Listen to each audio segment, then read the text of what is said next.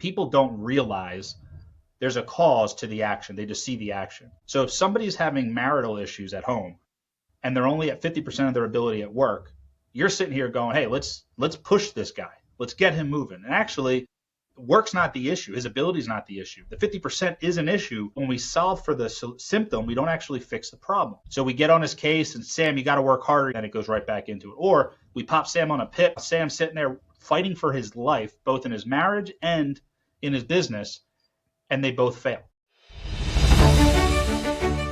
You're listening to The Uncertainty Edge, the show about the art and science of moving forward when the path isn't clear. I'm your host, Sam Sivarajan. Each episode, I sit down with leaders, advisors, and thinkers to explore how they navigate uncertainty, make better decisions, and stay focused in a world that rarely cooperates. Together, we'll look for the clarity hidden inside uncertainty.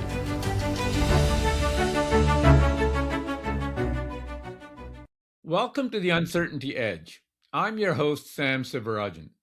Today, I'm joined by Matt Granados, CEO and founder of Life Pulse, Inc., a productivity coach and speaker who spent over 14 years helping high performers achieve optimal results without burning out.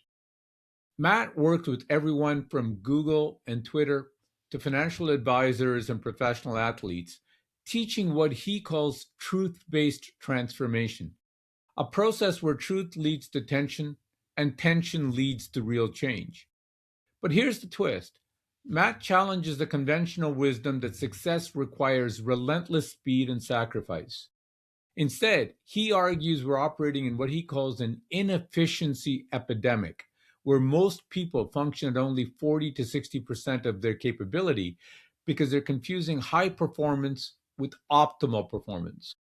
For financial advisors managing client expectations, executives navigating organizational pressure, and anyone trying to build something meaningful without losing themselves in the process, Matt offers both a wake-up call and a roadmap for sustainable excellence. Matt, welcome to the show.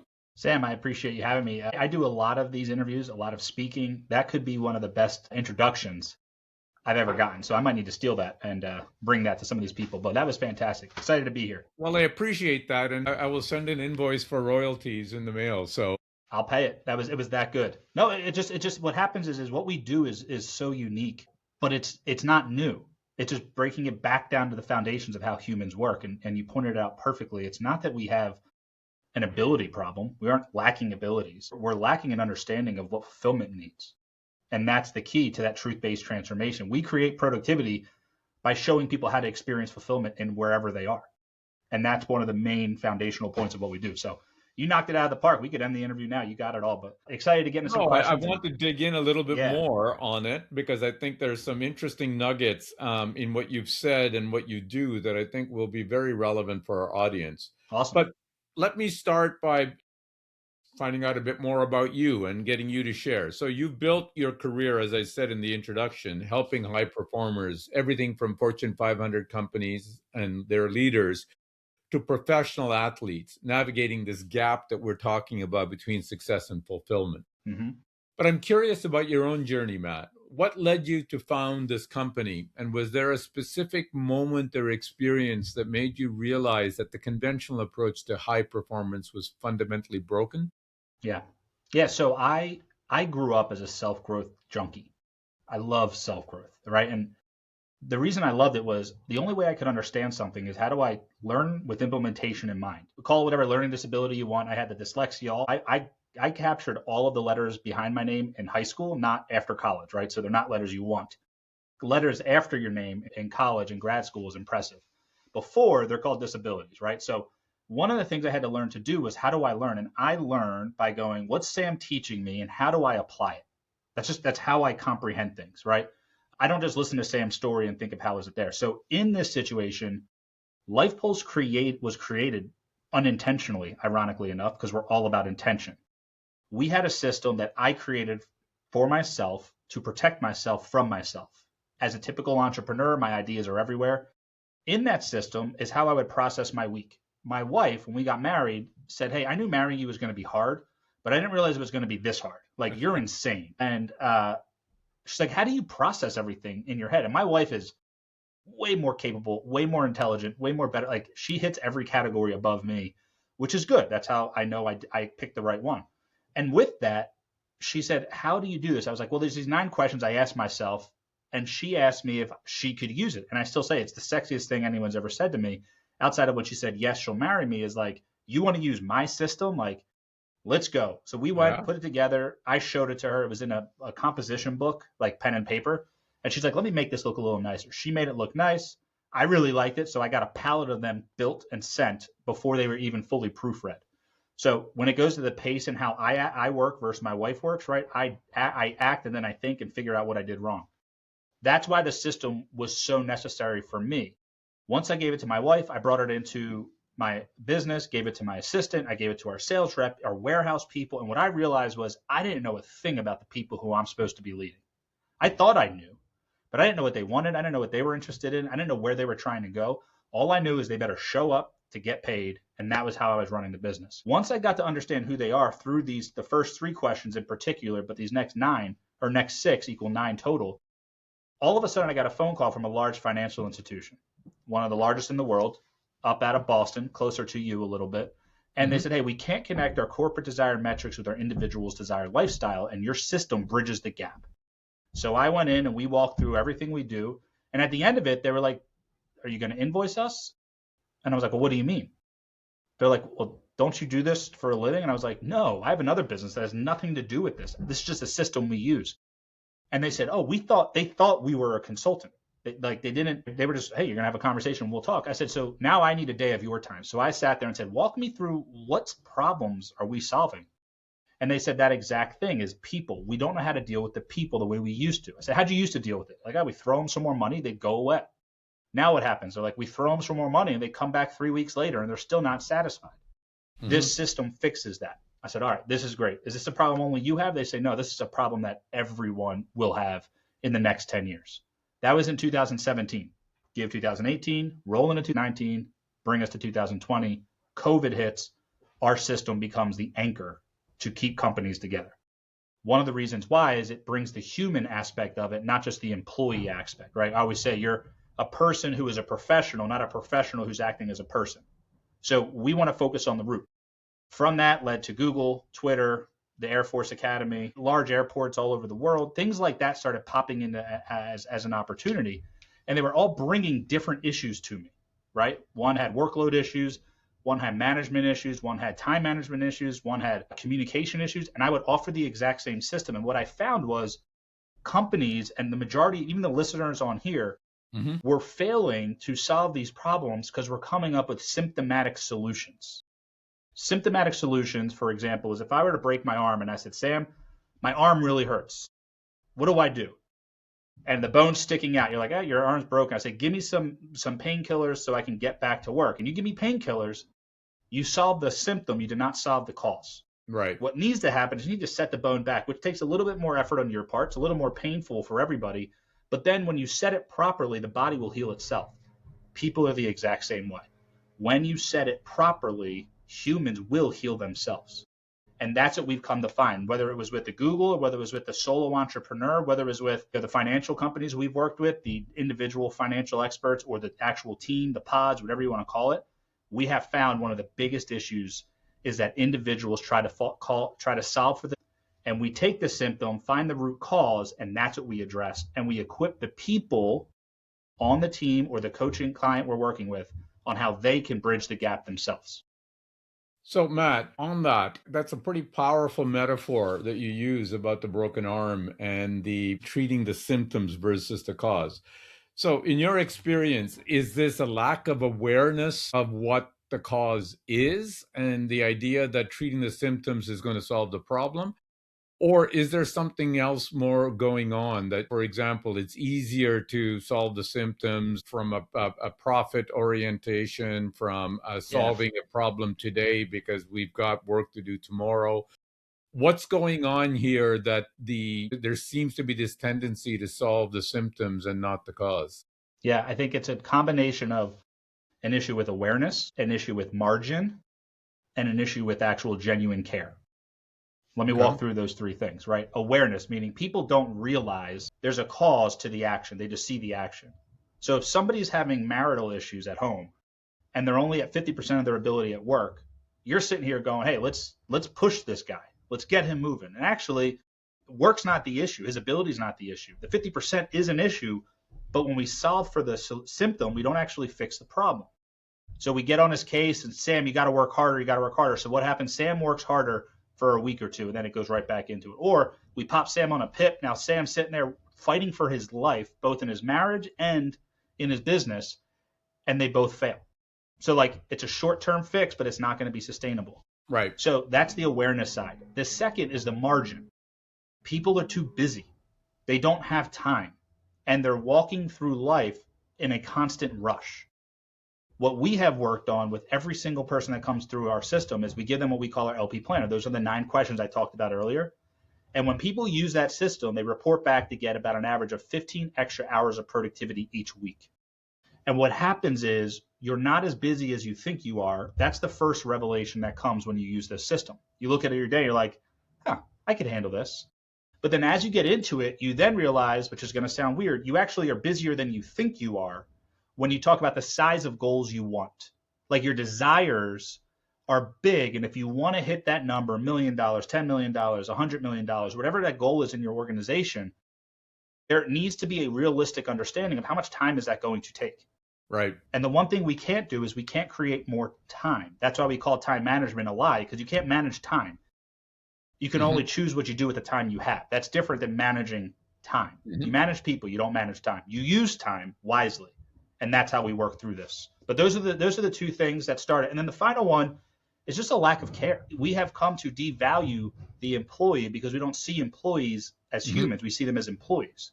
We see our coworkers as employees. We saw this through COVID like crazy because everyone was in the little square on the Zoom call. So now you don't even get to experience the person. But here's the key. Right now, what's everybody focusing on? AI. What's AI going to do? AI is going to do what AI is going to do. It is going to make everything more efficient, not necessarily more effective. That's what technology has always done. When the phones came into play, it made things more effective or efficient, not necessarily effective. Efficiency is key, but it needs to be effective as well to be worth it. So here's what's happening with AI to this point of caring. We want the human creativity. We want the human willingness to think on a dime. We want the human ability to connect with others and bring that relationship that's needed that AI cannot do and never will be able to do the way a human does. It will do a lot of things that humans do. That, because AI doesn't have a soul, that will never replace a human. The problem is now the value of the human is going to increase drastically because each one person, if using AI properly, is going to force us and allow us to do 10 times the work per person. It's the same thing when the horse and plow came in. It's the same thing when the calculator came in. It's the same thing when Excel came in. And now it's just the next form of that revolution that happens. So I think as you're navigating these things, we have to realize that care for the people, as you want the creativity, you want the human connection, all that stuff, it comes with the other things. You're not looking for a robot, you're looking for a human.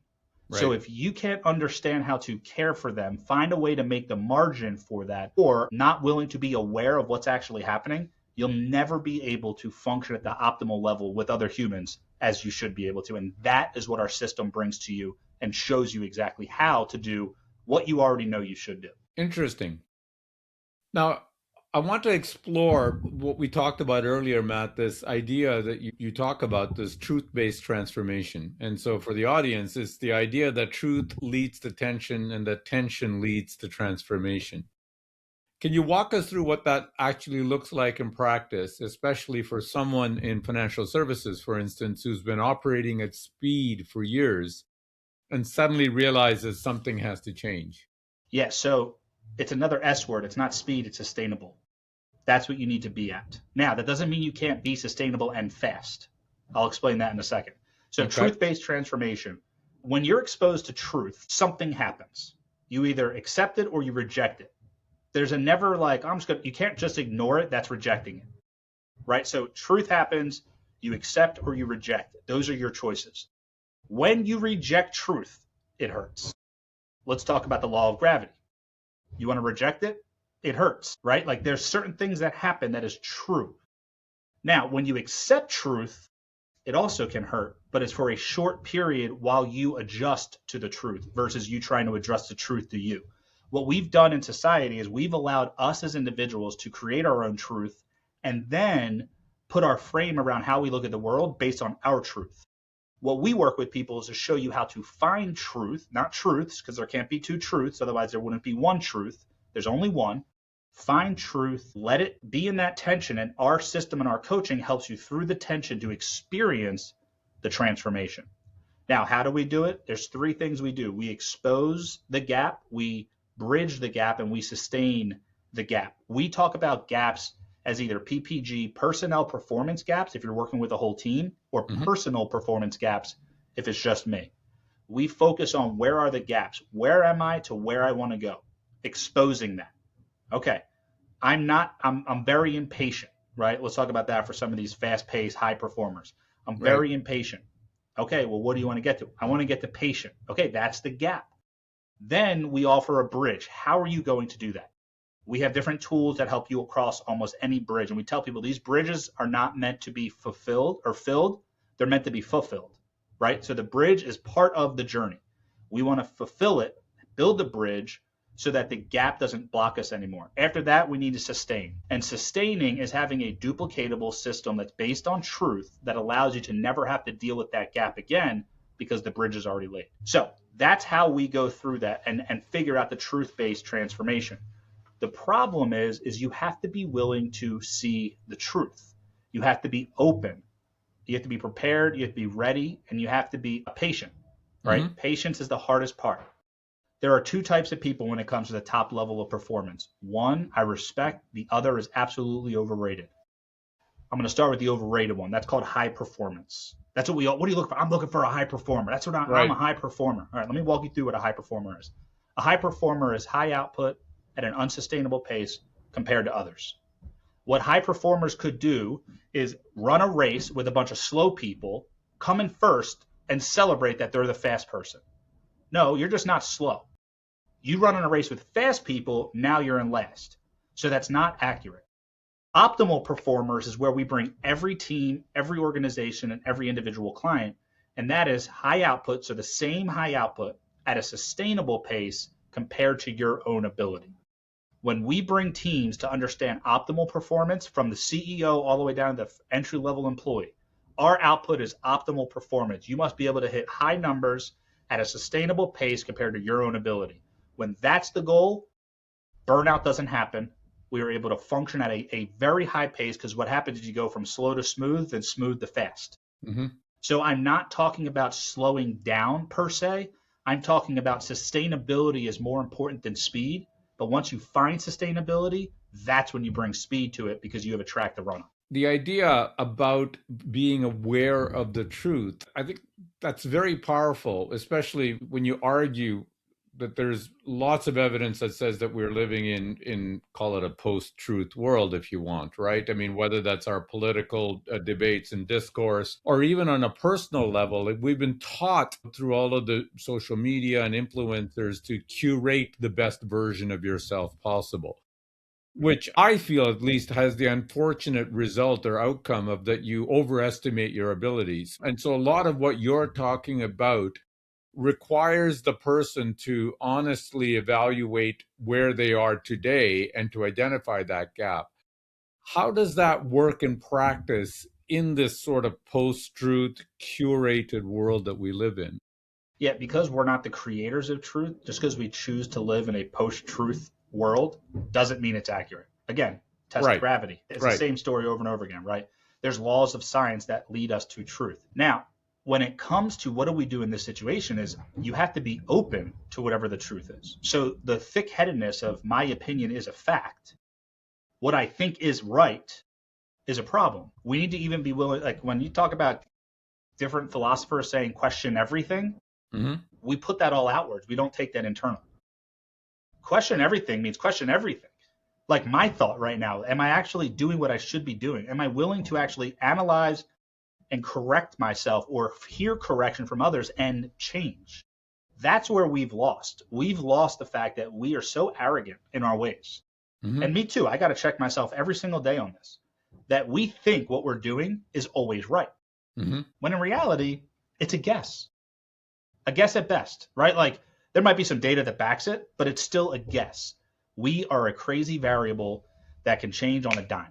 Mm-hmm. Again, you can use the past to predict the future, but you can't use the past to get proof of what's going to happen in the future. Right. Because things can change. So I think it comes back to the fact that, are you going to accept living in a post-truth world? And are you going to build your business on post-truth? Because as you're a financial advisor, if you're in that industry, you have to go off of what is true, what is accurate at that time, and knowing it's actually more that you're living your life on facts, not truth.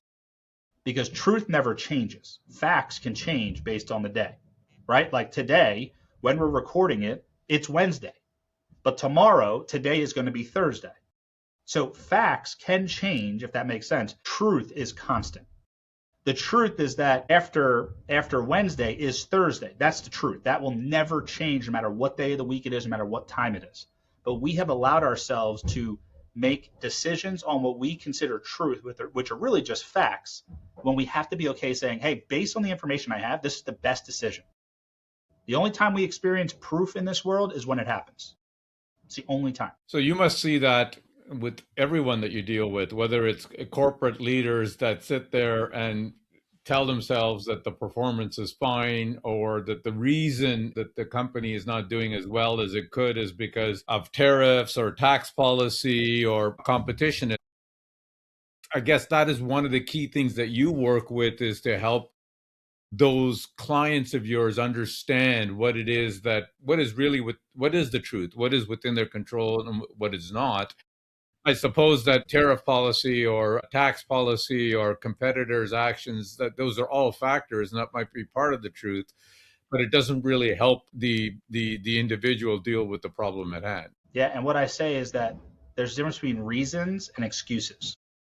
And it's I not like that. the story, it's how you believe it. A reason we are down is because tariffs have messed us up. That's the reason. And excuses, oh, we're down because tariffs have messed us up, there's nothing we can do. Excuses end with the issue. Reasons come with the solution. I'm all about, clients will always come to me with an excuse or a reason. I'll say, hey, is that an excuse or a reason? And they'll go, I don't know. I go, well, do you have a solution for it? Yeah, okay, well, then that's just a reason as to why we didn't do what we were supposed to do. And that's an okay reason, right? Like when COVID came around the world, yeah, we didn't perform. Oh, well, COVID just slowed us down. Well, what did you do? Well, we pivoted our manufacturing to create masks and create gloves. That's a brilliant idea. It's a great reason to do something, not an excuse to blame something. So I think that's the focus of it is, yeah, there's external factors, but I'll relate this to my health journey, my personal health journey. I love biohacking. What's the next best thing to do this, right? All this stuff. Right. I got to buy this sauna and this cold plunge and do this and this and this and this. I need to eat properly. So I'm spending all this money and time trying to fix all these other top 20% things where the 80% of the cause I'm not taking any effort into. It's the same issue here. The external issues are not where your focus needs to be, especially if you're in an industry that's impacted industry-wide, because all your competition is hit the same way. The question is, what are we doing internally? That's why the goal is optimal performance, because when you're at an optimal level, you're actually giving all you can. You're doing all you could in that situation within a sustainable pace. If you need to crank it up a little bit, you can, or you could bring it down. But if you're stuck in that high performance mentality and you're grinding out, when it takes time to come back and be strategic, slow down, you don't have that gear anymore. Right. It's like you've locked it into high gear and you can't come back. We come and we do it through self-discovery, where we walk people back to a sustainable model. We have all of our clients, the goal is to get to 80% of capacity with the highest level of efficiency. That is where we find people live a fulfilled life. Once you hit fulfillment, burnout is not possible.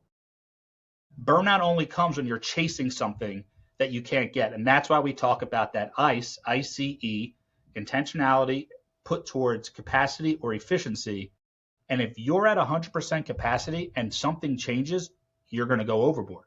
Yep. But if you stick at 80, You can go up to 100 and come back to 80. You can go down to 60 and come back to 80. But you can't move higher than 100% of your capacity. And that's why people are falling apart. I love all of that. I think the reasons versus excuses is a very useful and helpful distinction. And the idea that sustainable, optimal performance is at 80% leaves the idea that you can go to a higher gear when you need to, but you're not. It's running a car. You're not going to run your car at the highest gear all the time if you want the car and the engine to last for its natural life, right? If you think about it like compound interest for your guys who are listening, right? Like, do you want a 20% quick jump, or do you want 10%, 5% year after year for the next 10, 15 years? Correct. That's the same way that we as humans work. This is what I mean by the universe is built on systems and rhythms. Like, we don't want a short-term burst, because with a short-term burst, there's a short-term decline too. Right. What we want is a slow, steady burn. 80% is where we should be. The average person, like you said in the intro, is only at about 40. So when I come in and take people from 40 to 80, while they still feel less stressed because the efficiency level is high, they're all of a sudden going, I'm doing so much more, but I feel like I'm doing so much less. It's because you're not doing the things you're not supposed to do. You're only focusing on the things you are to do.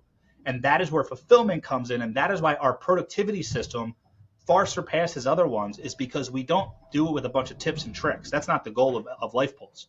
We actually find the core cause, we address the core root problem, and then we go in and go, here's what fulfillment feels like. Here's the metrics to know when you're doing this and doing this, you're going to experience fulfillment. Don't let this get out of whack. So it gives people an understanding, an awareness to what it's supposed to look like, and they can see when they're getting off track before they hit the bottom. Now, that's a big claim, Matt. Like the saying that somebody was at 40% of their capability or a capacity, especially at a time when most people would say, look how hard I'm working. I'm 70 hours a week, 80 hours a week. What are the signs that someone is actually stuck in that pattern? How do you help identify it? And what's the first step of breaking out of that type of mindset? Yeah. So first is if you're at 100, if you feel like you're at 100%, the question is, where are you spending your time? Okay. And if you're at 100%, but you're pretty up to date on scrolling this thing, you're not at 100% capacity. You're using your capacity foolishly elsewhere. So that metric is, what capacity are they at what they're at work, at what they're doing. So for example, financial advisor, client of ours, we have a lot of financial advisors as clients because time is important and efficiency is important. And the more people you can connect with, the better the results are. And one of the things was, he was like, man, I'm just stuck behind the desk. And when I'm stuck behind the desk, I get online and I scroll and I do this, I do this, I do this. And we just had to pull him out from what was causing him, the reason behind why he wasn't hitting the goal. All of a sudden, he starts realizing, I could get this done in 2 hours a day. It was taking him 8. It takes him 2 because there were so many distractions, so many things he would address that doesn't need to be addressed. We then taught him how to take his business and bring on someone else to delegate effectively, because that task that he liked to do is not a core competency of his that he should be doing. So we've done that in many different financial groups, entire groups, or just the individual advisor themselves. But it's the same exact concept. Why can I make that claim? Is because if you tell me you're at 100%, and I honestly take you through the planner and organize where you're spending your time, you're going to be quiet pretty quickly, because it's like the same thing where it's like, I use this for productivity. Let me see your usage. I do it to my clients all the time. Send me a screenshot of your usage on your phone. Oh, 8 hours on social media? I don't think that helps. Does that make sense? That makes total sense. And it's very intuitive. And I totally buy that. Obviously, we fool ourselves into thinking that we're busy. So what you're showing is that there's a gap between what we think we're doing and what we want to be doing. That makes total sense. But actually changing behavior, to say to someone you're spending 8 hours a day scrolling on your phone on social media, I think that truth is important for them to see and to act on. But the next day and the day after, when you're tempted to kind of go and scroll on your phone and go into social media, that's where the rubber hits the road. I'm sure you would agree, Matt. How does knowing the truth help do that change in behavior that is so critical to get to that outcome that I think that your client says they want, and you are there to help them get? Yeah, so it's knowing the truth and then being willing to be accountable. The word accountable we've messed up with. We think it's our job to hold others accountable. No, it's our jobs to be accountable. So when you come in as a client of mine, it's your job to be accountable. It's my job to be there for you and help answer questions. And I will remind you and point you back to what we said we were going to do. What I also do is I don't demonize scrolling through the phone. I don't sit there and go, hey, man, your scrolling through the phone is bad. Scrolling through the phone is not bad. It's bad when you do it instead of what you should be doing. So here's what we're going to do. Before you scroll through the phone, let's make sure A, B, and C are done. After that, have fun. We have clients of ours who are retired. People who literally, they pay us to coach them through retirement because they say the biggest fear of theirs having all the money and having nothing to do is doing nothing with it. Right. So we're still coaching them through retirement, which is wild to me. But that's how pervasive this issue is. We as humans are the only animal who will actually self-hurt ourselves, right? Like we will actually hurt ourselves and do things that are not beneficial to us, not long-lasting, not life-bringing, because of why? We will naturally lead to destruction, left on our own accord. What our system does is brings that truth in front of somebody and says, hey, Sam, I know you're saying you're overwhelmed, but you have 3 things to do tomorrow. Oh, I know, but there's those other 15 things that I want to do. Okay, well, just let's understand this. You don't have to do them. You're choosing to experience overwhelm because of that. That's a choice on how you're taking this. And that's part of how we coach people is, hey, I get that they said that, but you're putting motive behind it. Let's not put motive behind it unless we know it. Those are the type of things that we focus on, right? People who are leading, they run into this issue on a regular basis. And it takes time to go, all right, let's just walk through this for a second. 1, 2, 3, 4, not 1, 5, 7, 2. Like, can we understand why we're out of order? All right, let's put it in order. 1, 2, 3, 4. Does it work better? Yes. And people, when they experience proof, which is in the moment, they then build what I call faith, which is that it will happen again. And faith, I always tell people, faith is not necessarily from religion. Religion came from faith. So take that if you're like annoyed by the word faith and get over it for a second is what I'll say. When I go to sit in a chair, I have faith that chair is going to hold me up. Right. I see 4 legs. I have faith that it's going to happen.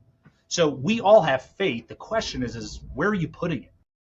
And that's where most people fall trapped to is they don't put faith on truth. They put faith on their own opinion of truth. And that is breakable. True truth cannot be broken. You can't redefine it. You can't offend it. You can't go against it. I mean, I guess you can, but you feel the pain of it. Mm-hmm. And that's the focus we put people on. Now, high performers, especially the people who you're listening to, they're grinding it out on every single level. And I do not want you to think I'm saying don't get the same results. What I'm saying is we're going to get the same results with a smoother path to get exactly where you need to go. And once you get smooth, we're going to crank it back up a little bit because your capacity is at 80. Now we want to work on efficiencies. And once we can keep you at a flat 80 at capacity, we take intentionality and we start focusing on efficiencies. How do we create systems, solutions, rhythms that you can implement for yourself? And then how do you implement them for your team? And that is what I find builds big, sustainable growth in all areas of life, including your family, your friends, the community, all the parts that humans function at the highest level. We want to offer a way to do that.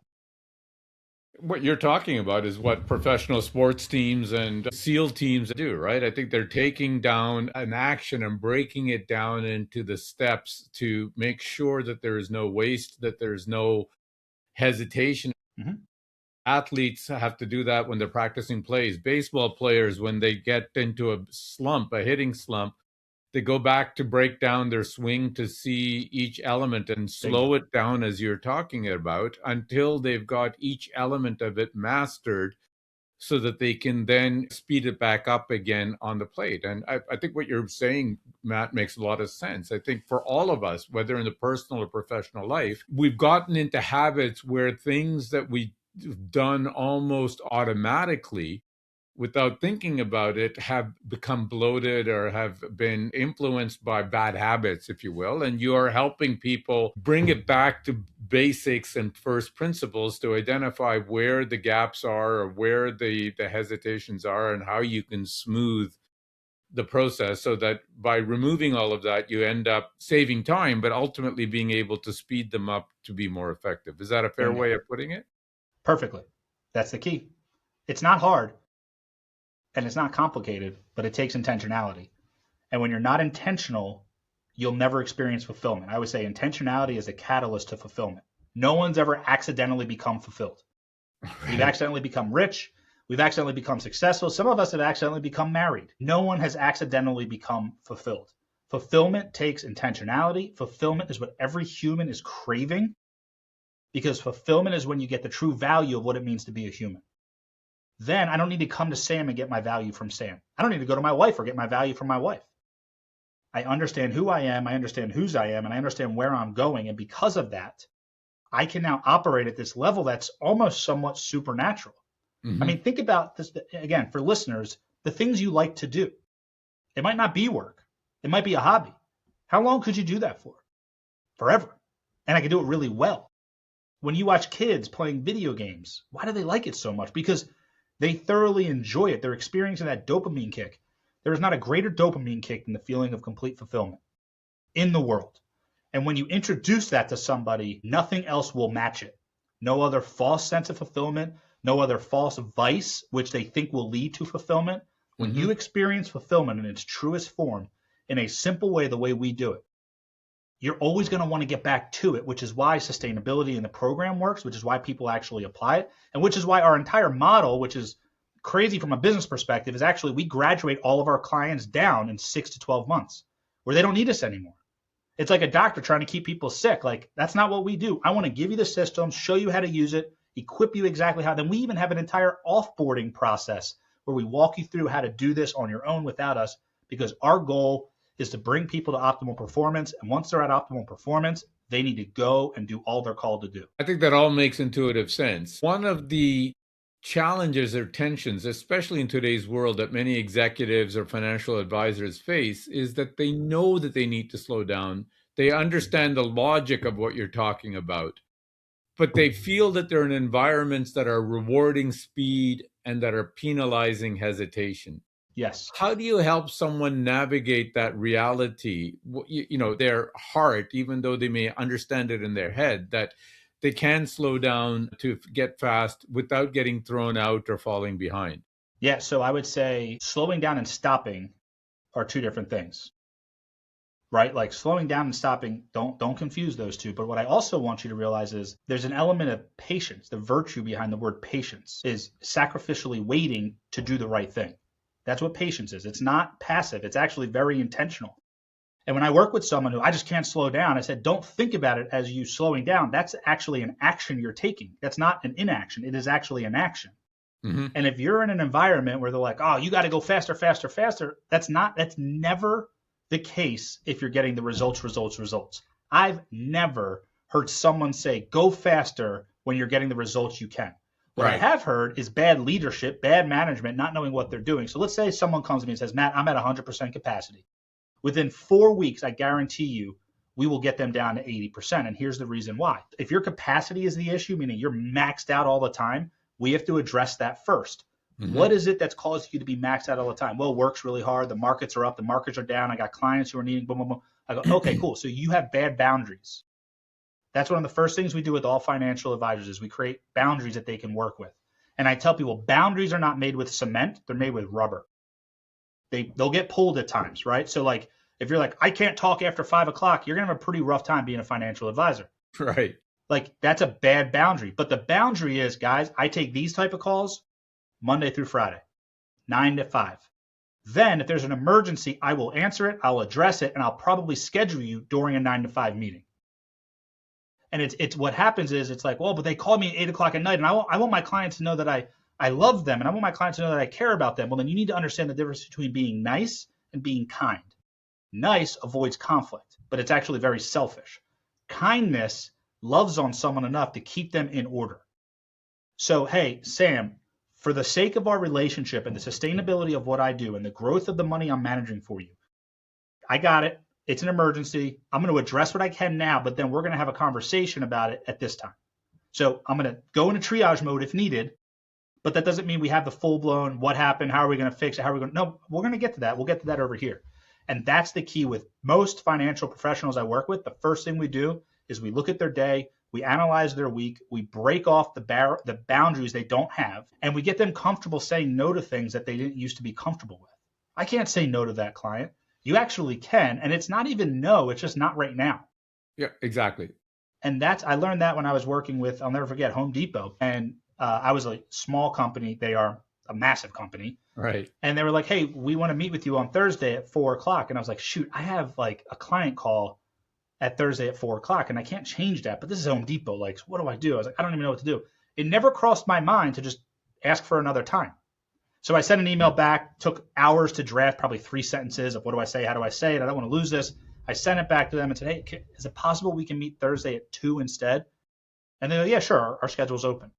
And that was when I realized whoever has their schedule scheduled will be the one who dictates when the meetings happen.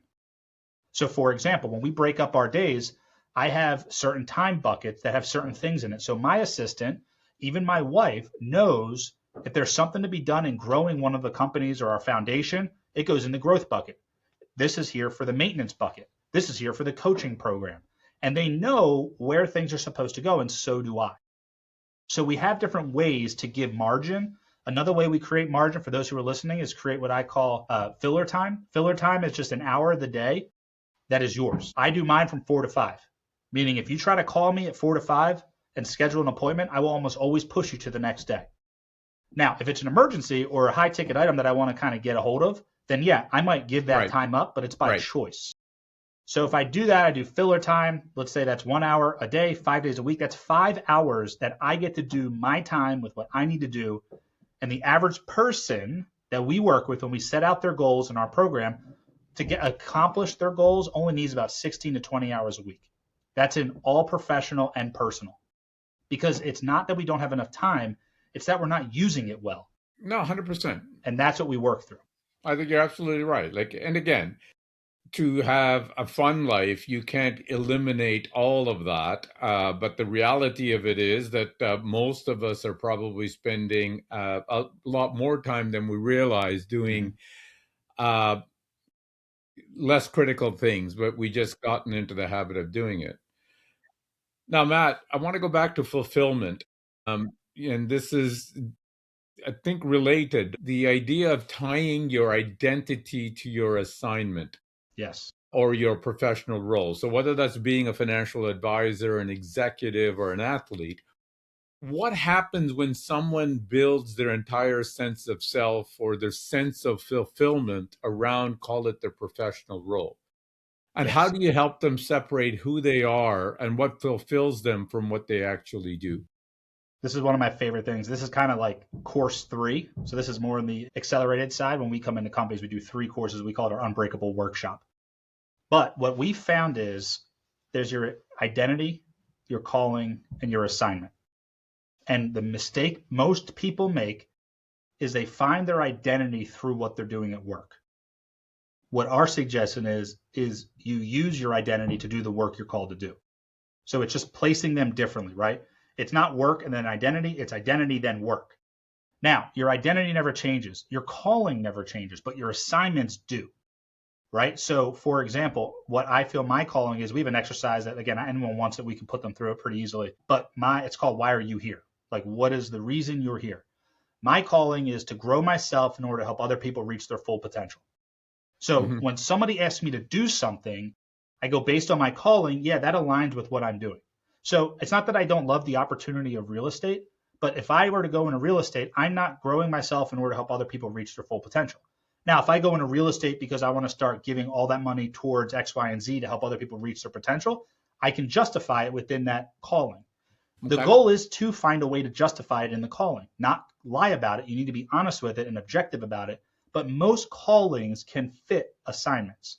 But when you're in that identity above your calling and then your assignments, if you think of it like a triangle, when you're within the bounds of that triangle, you're protected almost from the elements of life.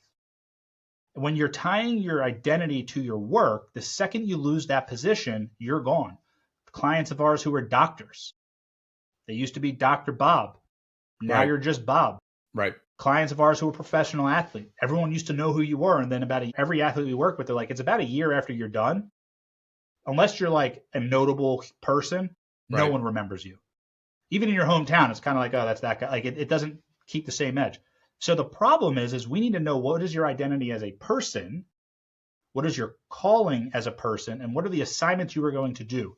Your identity is who you are. Your calling is how you're going to live that out. And your assignment is what you're going to do to live out the calling. So if you think about it that way, who you are, how you do it, what you do.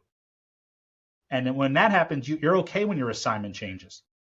You're okay when there's a new opportunity coming your way, and you can actually take action on it the way we should. That makes sense. Now, related to that, and it's something that a lot of financial advisors and other professionals can probably relate to, is a lot of financial advisors have spent decades helping clients build wealth, only to realize, along the lines of what you're talking about in retirement, only to realize that their clients don't know how to enjoy it. Or Yes. worse, they don't know how to enjoy themselves. What would you say to someone who's built financial success but hasn't built the life or the margin that they need to actually enjoy and experience fulfillment? Yeah. I would say what they're most likely doing is they're doing all the right or all the wrong things for the right reasons. So they're doing things I'm building it for my family. I'm building it for this. And I would say, look, take that time now and start enjoying it because we don't know if tomorrow's going to come, right? So there's that element. That's the first thing. The second thing I would do is I would have tools to help people understand the things I'm talking about. Like, all right, client, who are you? Who are you as a person? What is it Mm-hmm. you do? How is it you do it? And walking through how that works. I have a friend of mine, Gary Baker, who has a financial practice called Undivided Wealth. Mm-hmm. And he does that. He fully looks into his every single client and helps them understand who they are, what they're doing, how they're doing it. And then that's how he takes what he does and he helps build a financial plan to do what it is they feel they're called to do. What we feel as financial advisors that our job is supposed to just all about a return of dollar. But when we have a conversation with our clients on where do you want to go, what do you want to do, then we can put the plan together. Let's use me, for example. Because we do these exercises all the time, and our financial advisor is also a client of ours, they've gone through it, we go through it, we do it all the time. My wife and I were able to bring, hey, here's what we're looking to do in the next 10 years. And he looked at it and went, oh, that's easy. It's just a numbers game from here. In order to do Mm-hmm. that, we got to do Mm-hmm. this. The Mm-hmm. problem is most people don't know what they want. So send them to me, I'll fix it, or you find systems to figure out who they are, what they want, and how do they get the most out of what they need. From there, I think as an advisor, you will not lose a client as easily as you might if they know you understand what they want in the next 10 or 15 years. And it's clear that you understand it and that the actions you are taking are trying to get them there. If you don't know who they are, you don't know what they want, and you're just getting returns, it's a commodity issue. You are a commodity. And the second they can find a better return elsewhere, they're going to leave. And why shouldn't they if that's all they're getting? Look, I think this goes back to your comment that you made earlier about AI is going to make everybody efficient, but it isn't going to remove the human component. And I would tie what you just said to Simon Sinek's famous The Golden Circle, the why. And I think that financial planning, financial advice ends up becoming what do you do and how do you do it? But if you don't start with the why do you want to save for retirement? Why do you need this much for retirement? Why do you want to send your kids to this kind of a school instead of that kind of school? I think those are conversations that help ground that relationship, help ground the plan. But more importantly, I think you're enabling the client to actually articulate for themselves the identity and the fulfillment and the margin and everything else that you talked about, so that when you provide the ultimate solution, there's a mapping between what you're proposing as a solution and what they themselves identified as the problem that they're looking to solve. Yeah, and we've even come into other financial advisors to do this for their clients, specifically because once their client knows what they want versus, hey, the world's told me we're supposed to do this and this and this, Right, and we're supposed to do right, this, like that doesn't necessarily actually fulfill the individual. That's just them going into the rat race like everybody else. So correct. then what you have as an advisor is you have a false guide from the source itself, which leads you to fail the desired outcome at the end. So like that's why I said technology makes you more efficient, not more effective. Because if you put bad into technology, you get bad out. So your client gives bad information to you, you get bad out. A great story of this was my daughter Natalie has an extremely rare medical condition, right? She's the 17th person to ever have it, youngest by far, and her muscles just don't work. So she's been in a wheelchair her whole life, has a lot of health issues because of it. Absolute blessing to have her. Literally has changed my life in a very positive, hard, but positive way. Natalie, Thanksgiving 2019, she had major breathing issues. We brought her to the hospital. Her oxygen levels were down in the 60s. She needed to get medevaced over to the hospital. We get off the airplane. We were up in Philadelphia, where I'm originally from. And the doctor comes in, Natalie's intubated, she's unconscious. And he goes, "Hey, what's her condition?" I said, "Oh, I don't know. Like, we don't know." And he's like, "All right, well, what do you want me to do?" I was like, I don't know. I said, "Go to this website." And it was helpnatg.com. And it was basically all of Natalie's medical records, because what I was going to do on that Thanksgiving was send a blast out to everyone saying, "Hey, everyone who's having dinner with your aunt doctor and uncle doctor, show this to them. Do they have any idea what's going on with her?" Because she was undiagnosed at the time. I sent him to the website. He comes back with tears in his eyes. I said, "What?" I said, I thought he was going to tell me she wasn't going to make it. He said, "No." He said, "Where'd you get that website?" I said, "I made it." He goes, I go, "Why?" He goes, "Because I was about to give her a drug that would have Hmm. put her in a coma at best or killed her at worst. And when Wow. I saw the conditions of what you were working with an underlying neuromuscular condition, I changed and gave her a different sedative." I said, "Well, that's great news. Why are we crying?" And he looks me dead in the eyes and he says, "We would have saved more lives last week." Here's the story behind it and the lesson that I learned. Parents want what's best for their kids, but sometimes they can't give good information to the doctors, so the doctors know what to do. The want good is not enough. You must understand who you are and what you're called to do, your purpose here. Then you'll understand what you're going to do with the riches and the monies of the world. If you don't have that first part, you're going to fall trapped to what the world tells you you're supposed to do. And as a financial advisor, your people are going to give you bad information, thinking they're giving you good information, and it's going to lead you down the wrong path. It happens with employees all the time, right? If you have a staff, what do you want? "I want more money." No, no, no, no, you don't. I've given you more money. It doesn't do anything. Mm. What do you want? "I just want to be able to spend time with my kids. I want to be able to cover the expense of daycare." Interesting.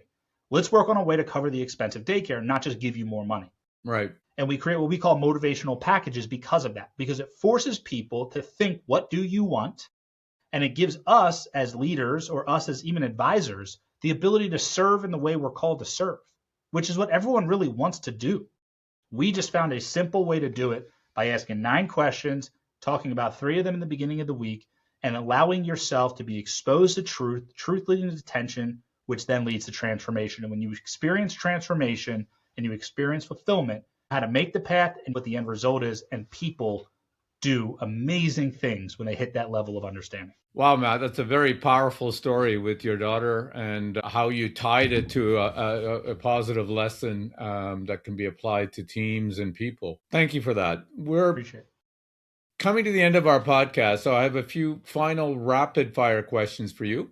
Cool. So, number 1, professionally, what is the most important lesson you've learned over the years? Patience. And I'm still waiting. Me And too. what I mean by that in patience is being okay in the wait, recognizing that the wait is good. We're not in a rush like we think we are.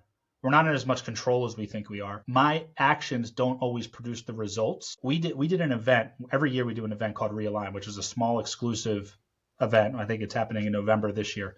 The last one we did, it's for high-level executives, entrepreneurs, and professional athletes. And we put a ton of money into marketing, Hmm. and 0 of our people who came from marketing. It sold out. It wasn't by my efforts. It sold out. And the reality of it is I lost tens of thousands of dollars that would have just been profit, because I wanted to pay. I wanted to make it bigger than it needed to be. And it's that element of being okay, sitting back and going, all right, what am I supposed to do? Let me think Hmm. on this first. Now, we're doing an event. We're charging thousands of dollars to do it. We better market it. We better put it out there. We better push, push, push, push, push, push, push. All of that pushing was done in vain. It didn't convert a single person to come. What converted someone to come were clients of ours telling friends of theirs, "You need to be in this room to learn this Right. stuff." Right. So all that being said, I want to grow the company. I want to grow the company. Let's go, go, go. What we do is we take action thinking that's going to do it, versus stop, think, be strategic, and only do the next right step. Don't try to run towards the goal without having an idea of what's down in front of you. Well, I like that. And I think for me, I'm still waiting for patience. And I think you're right. I think that the only learning I can say that I've taken a bit forward is to be okay waiting, right? That, sometimes, as you say, while you're waiting for something to happen, it actually solves itself, or another path opens up. And so that patience, or that ability to sit and not want immediate gratification, actually pays off in the Now, end. and here's the pushback that I'll get, which is understandable. Oh, but what if it's an emergency? Don't allow the infrequent moments to become your method of operation. Like if it's an emergency, it's an emergency. But don't allow life to be the way you work. So like there's emergencies where my daughter stops breathing. We need to get her Right. to the hospital Right. now. Right. There's been times where she's died and come back to life. There's been times where we've had to do CPR while the ambulance was getting like there's been a lot of stuff that we've had to go through with my daughter. But in that situation, that's not how we function regularly. In those moments, it's a rush. I'm on her. My wife is packing up and grabbing the other kid. And my 4-year-old son at the time, he's now 7, because that's when this whole thing really started. He knows he's the one who gets the door and welcomes the firefighters in. So when you have a system that is set up to deal with the emergency, you don't have to be in emergent mode all the time. And I think that having that system, to take that analogy further, it also gives you that critical insight, the critical mind to be able to distinguish what is an emergency and what is not, right? I mean, if you define everything as an emergency, you're not ready to deal with what is really an emergency. And right? That's the issue. We sit there and go, well, life's just hard. It's a financial world. Things change all the time. Not all the time. Markets close at sometimes, right? So like it's not all the time. It's a lot of the time, and it's variable. And there are some times where, certain political leader makes a certain decision. Now all of a sudden things go boom.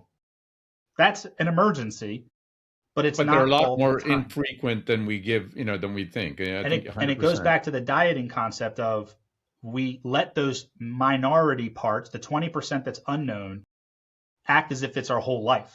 Correct. And what I tell people is 80% of your life you can't plan, 20% you can. If you don't take care of the 80, that 20 is going to feel like 100. When my daughter goes into the hospital, it's amazing. Like I said, we've gone everything from a common cold to she's not breathing for 20 minutes. We got to bring her back, right? Like we've dealt with it all. The condition of her is not what leads to the difficulty of the hospital stay. The difficulty of the hospital stays is positively correlated to the ability of my wife and I to be on the same page on the 80% of what we can control. If that 80% is out of whack and she goes to the hospital, it's a really hard hospital stay. Right. If that 80% is intact, we go to the hospital, it's just uncomfortable because I sleep on a bed I don't like. Does that make sense? So like, it's 100%. Not the actual severity of the issue that causes it. It's the lack of control of what we can control that makes even the smallest issue unbearable. Makes total sense. Matt, second question. What is one practical tip you would offer listeners keen on applying your insights? One practical tip would be to live your life 1 week at a time. Plan weekly, act daily. What I mean by that is that the week is 7 days, and we call it 7-day planning. When you focus your life on weeks, you can actually input change. When you focus your life on days, days are too short, months are too long. Hey, I'm going to do this month. You're going to wait till the last week anyway. I'm going to do it today. Something pops up, 20% you might not know. It's going to throw you off. When you function on a weekly basis, which is why our planner is always on a weekly basis, we plan the week, we act accordingly each day. If something is supposed to happen on Monday and something comes up to throw you off, you can move it to Tuesday. You can move it to Thursday. You can move it to Friday. Right. The ability to be linear and have the structure of a finite end date. Hey, you got to get this done this week. With the ability of punting things to another week and the understanding of we have the flexibility to move. That's what you need to have a sustainable system in today's world. A balance of structure and flexibility that works around what you're trying to do, not you trying to force your life into this system. I love it. Matt, if listeners want to learn more about you or find out about your work, where do they go? Let's do this. We'll do two things. Go to any of the social media platforms. Life Pulse Inc. is the handle. We're big on LinkedIn. You can find me on LinkedIn. It's Matt87 Granados on LinkedIn, as well as Life Pulse on LinkedIn. You can also go to our website, lifepulseinc.com. There's a free consultation you can actually get access to. If you just fill out a form, we can help you out with that. And then the other thing is, Sam, what's the acronym for this podcast title? TheUncertaintyEdge.com. Got you. So TUE. And we'll do lifepulseinc.com/TUE, and we'll put some of the resources I talked about up there that your people can get at a discount if they listen to it. And it'll be TUE will be the acronym for it. Awesome. Listen, this has been a fascinating conversation, Matt. Thank you for joining us today on the Uncertainty Edge podcast. Always happy to be here. Thank you.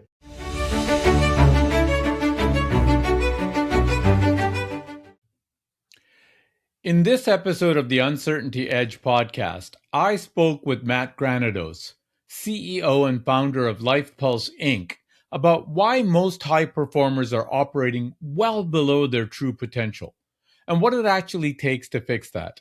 Here are my 3 key takeaways. Number 1, stop treating symptoms and start finding the cause. Most performance problems, whether in a team, a practice, or a personal routine, stem from root causes that never get addressed. Matt's analogy says it all. Giving someone painkillers for a broken bone might ease the pain, but it doesn't set the bone. Advisors and executives who keep reaching for quick fixes will keep cycling through the same struggles. The harder, more valuable work is identifying what's actually broken beneath the surface. Number 2, high performance is overrated. Optimal performance should be the goal. Matt makes a powerful distinction between high performers who produce a lot at an unsustainable pace and optimal performers who produce at a high level, consistently and without burning out. His target is 80% of capacity because that's where fulfillment lives and where there's still room to surge when it matters. For listeners running at full throttle all the time, this reframe isn't an invitation to slow down. It's an invitation to build lasting capacity. Number 3, identity before assignment. When professionals tie their entire sense of self to their role, their title, their client book, their production numbers, they become fragile. Matt's framework flips the order. Know who you are first, then let that identity drive the work you do. For advisors helping clients navigate retirement or major transitions, this is a reminder that the most meaningful planning conversations start not with numbers, but with the question of who someone is and what they're actually building toward. Matt reminds us that fulfillment isn't accidental, it's intentional. Leaders who understand that about themselves will be far better equipped to help their teams discover the same truth.